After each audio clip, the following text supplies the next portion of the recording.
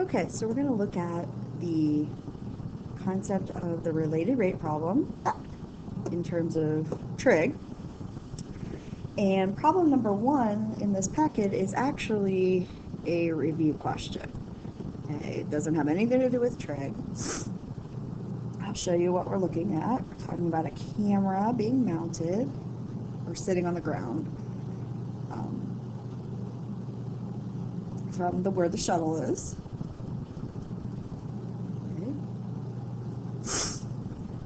And as the shuttle rises, okay, so after a certain amount of time, that's where our shuttle is, our camera is going to stay focused on the shuttle. So this is our diagram that we're going to use for problem 1A and M1B. In all related rate problems, we should be thinking about what are our relationships and what values are changing and not changing. In our triangle problem here, that 3,000 feet where the camera is in relationship to the shuttle originally, that isn't going to change. However, that's going to change. Okay? So there will be a dy dt that we'll need to consider. And this is going to change because as our shuttle is at different points along the vertical, the length of your hypotenuse, which measures the camera from the shuttle, will be different. And so I'm going to call that z in this problem. And so there will be a dz dt.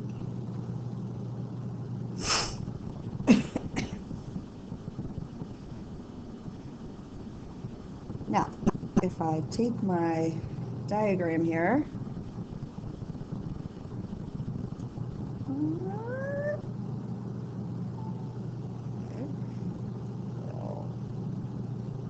grab it, make it a little smaller. There we go. Okay, so we talk about what are we looking for if the shuttle is rising vertically at 800 feet per second.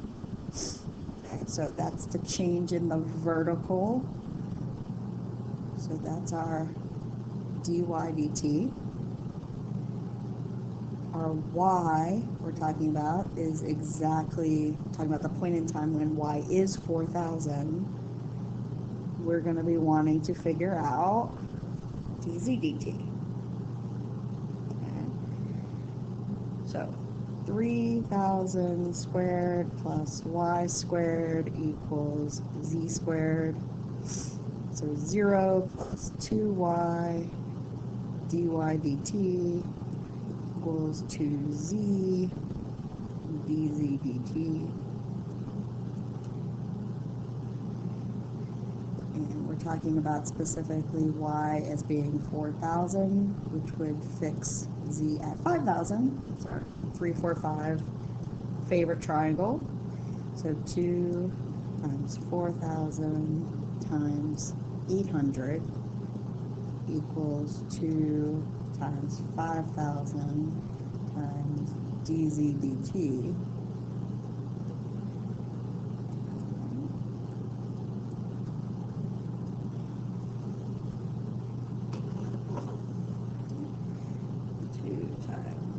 4,000 times 800 over 2 times 5,000.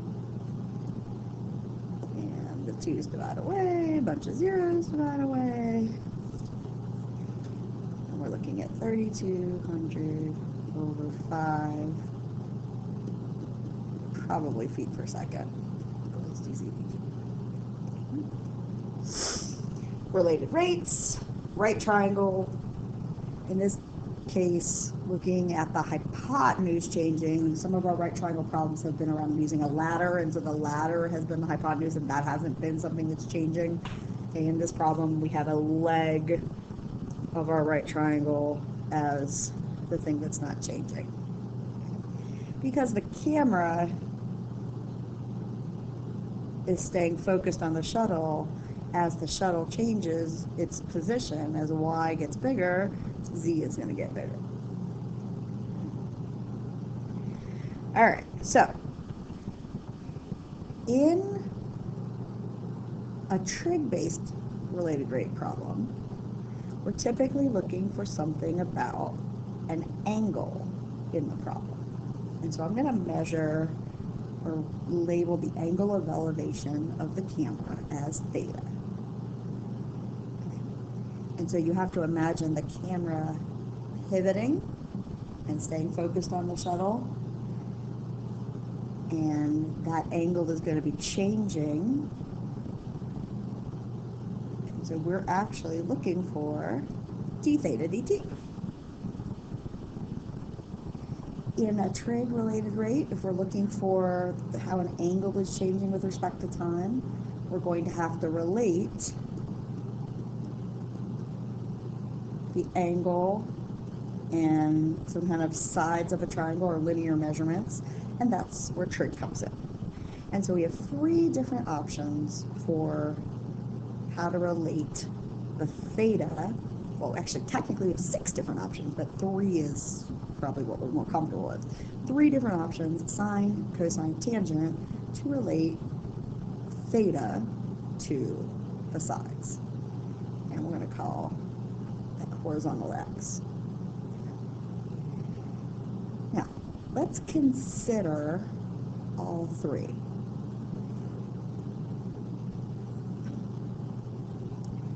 In all 3 cases, when we take the derivative of the trig function, we'll get a similar happening. Derivative of sine is cosine.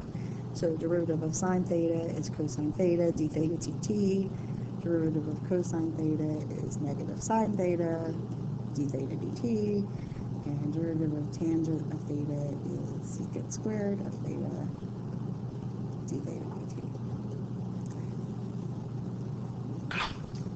And actually, any of those 3 could be something we could use, because looking at this triangle, I can figure out how to write the sine of theta, how to write the cosine of theta, how to write the tangent of theta. If I look at my triangle and I look at the specific point in time, my sine would be, of course I did that wrong. My sine would be the y value over the z value. And my cosine would be the x value over the z value. My tangent would be the y over x. I could write any of these. So what's going to become kind of how I decide, well, which one's best to use is what's going to happen when I take the derivative of y over z, x over z, x over y.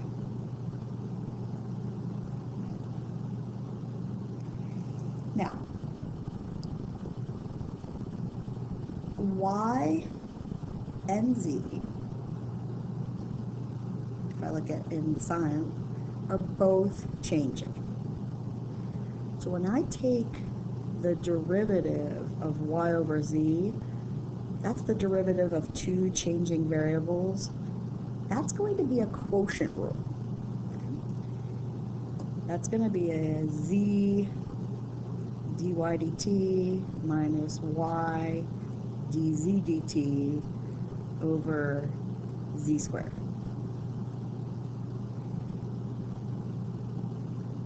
I can use that, but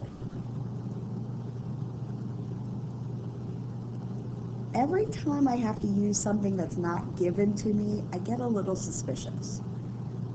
I get a little cautious, because if I have to use something that's not given, chances are I'm going to be using something that I've calculated and potentially calculated incorrectly. So looking at this, even though I can get, okay, I'm given y is 4,000, I can get that z would be 5,000. I'm given dy dt. I calculated dz dt, so I could use this, but I'm going to say it's not my best option, because we're not using all given information. And that's going to kind of have the same thing with the cosine one too. dz dt is not given. If I go over here to my third option and I look at y over x and taking the derivative, well, the first thing, x is always 3,000. So that already makes this derivative easier, because y over 3,000 is like 1 over 3,000 times y. And so I don't have to do a quotient rule. I can. And if you want to do a quotient rule, you can. You can stop and do that for yourself and then look at your result after you simplify it. But I'm going to tell you, your result is going to come out to be 1 over 3,000 times dy dt. That is the best choice out of these three. It's using a constant that's given. It's using a rate that's given. It's not using anything that had to be calculated. So a lot of it has to be with what do you know, what rates do you already know? Knowing dy dt, knowing that x is a constant, kind of makes that the best choice and throws away both choices that use z. Okay. All right, so finishing this. Start plugging in things I know. 1 over 3,000, dy dt was the 800. Secant squared, well, secant is reciprocal of cosine.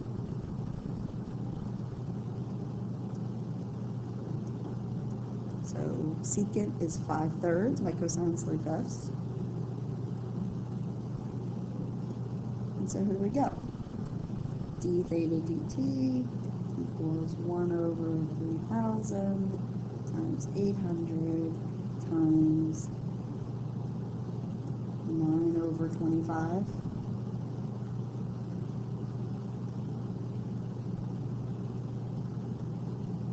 Kind of let that percolate a little bit.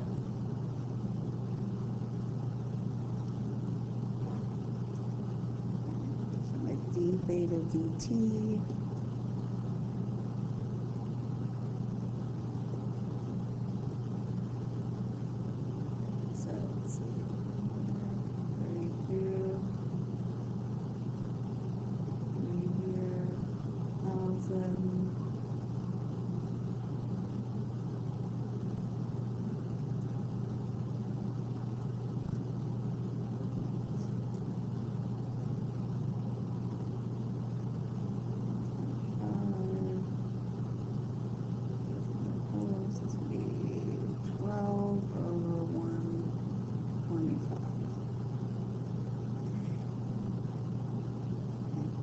radians are measured in regular numbers,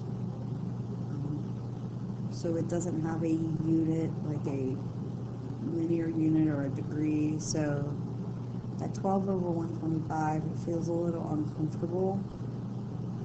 But if we come back and we think at what all the units were here, all our units ultimately divided out. That was feet. That was feet per second. This is feet. This is feet. Oh, so that will cancel out. So that doesn't really have a unit.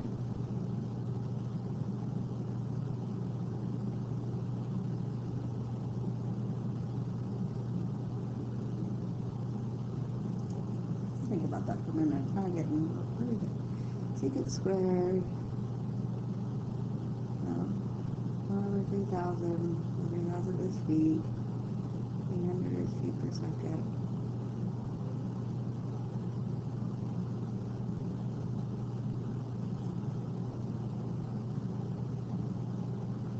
We'll just leave it there. Okay. Oops. Not what I was looking for. Just pause there for. I just paused there for a second to double check my answer because I didn't recognize it. But yep. So 12 over 125. I guess we could say radians per second.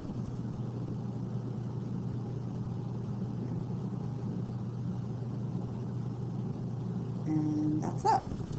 So, in a trig-related rate, we've got to come up with a trig relationship between the angle and the size. So typically means we're using a trig function, like a sine or a cosine or a tangent in a right triangle. And then we take our derivative implicitly, plug in what we know, solve for the unknown. So the initial part, the relationship is different, but the treatment of the relationship and then creating the relationship between the rates, exactly the same process.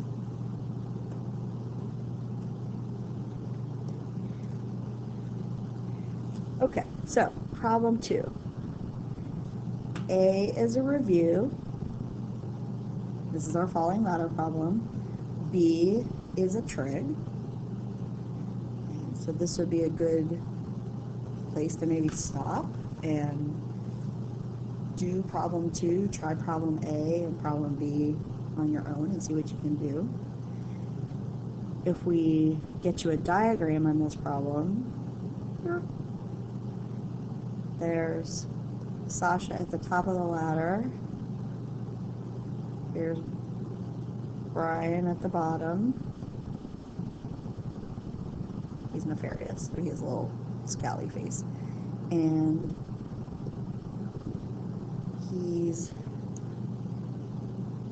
Brian's going to pull the bottom of the ladder, and the top of the ladder is going to fall. And we're going to measure the angle in part B. And so we can do our typical X, Y, and V, X, Y, and R.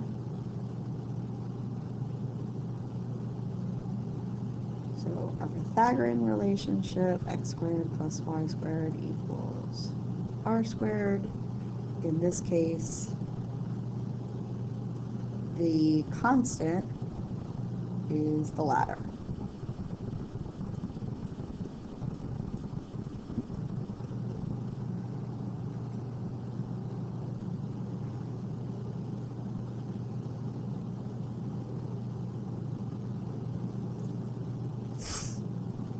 Now I can write that the sine of theta equals y over r. I can write that the cosine of theta equals x over r. I can write that the tangent of theta equals y over x. Let's stop and think which would probably be the best using what we want to figure out. Right, so we're looking for how fast the angle of elevation is changing. So we are looking for d theta dt.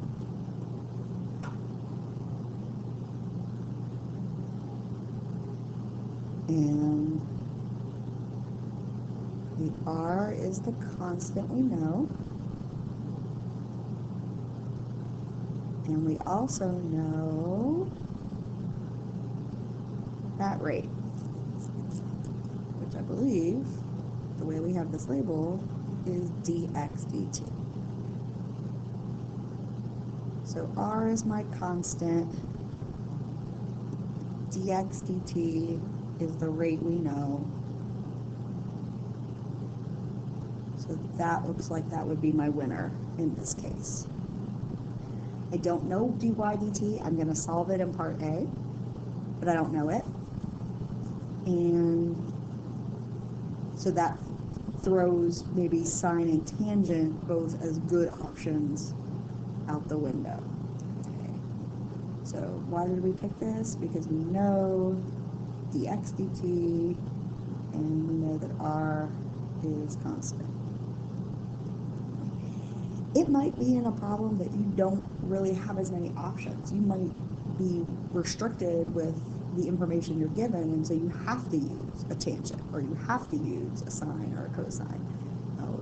In our problem so far, though, we've had kind of enough information that we could use more than one option. But it's good to try to think about, well, what will be my best option if I have more than one way to do it? Okay, I'd recommend stopping now and seeing if you can finish out problem A and find dy dt, and finish out problem 2 and find d theta dt.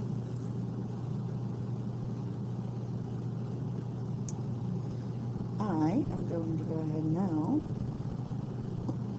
and capture these onto a new screen so I can solve them. Okay. So, and I need the information.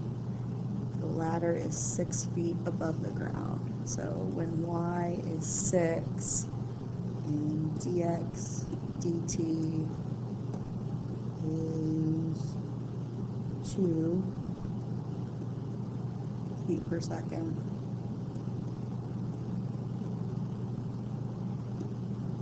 r is 12 feet. So cut off here. So x squared plus y squared equals 12 squared.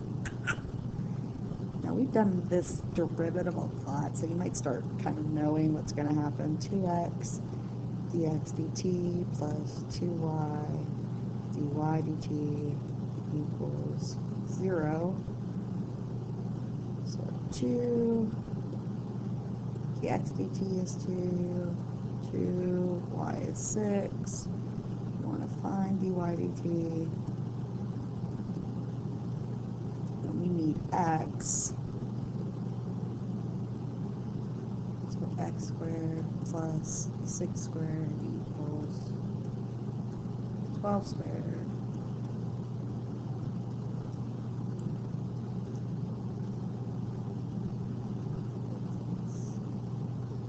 So 8. That's equal to root 108. Root 108.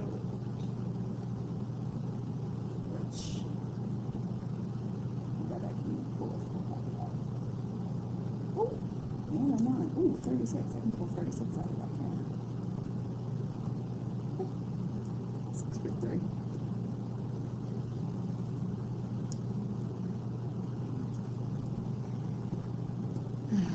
dy dt is going to equal negative 4 root 108 over 12. So negative 4 times 6 root 3 over 12. So negative 2 root 3 feet per second.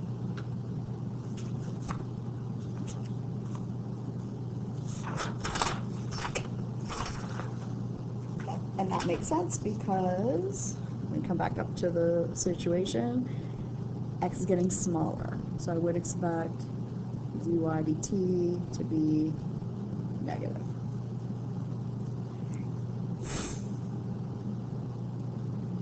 All right. Now if we get into the trig part of the problem, I'm going to just grab the one we want to use. We're going to use that the cosine of theta equals x over r. That would mean that the cosine of theta equals x over 12. And remember, this is going to be 12, and we're talking about the theta here, specifically when this is 6. That's root 108.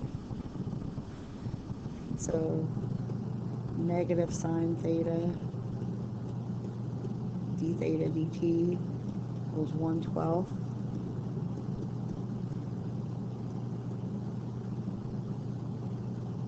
Oh, no. I don't want to use that one. Oh, yes, I do. I do know dx dt. I got confused. Okay, so negative 6 over 12 theta dt equals 1/12 times 2. D theta dt equals 1/12 times 2 times 12 over negative 6, so negative 1/3 radians per second. And that makes sense because as the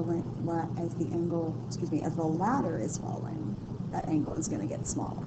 So d theta dt should be negative. Okay, I'm going to stop here for video 1 because I don't like any one video being too long. And in the next video, I will go through the next couple problems. Stay tuned for part 2.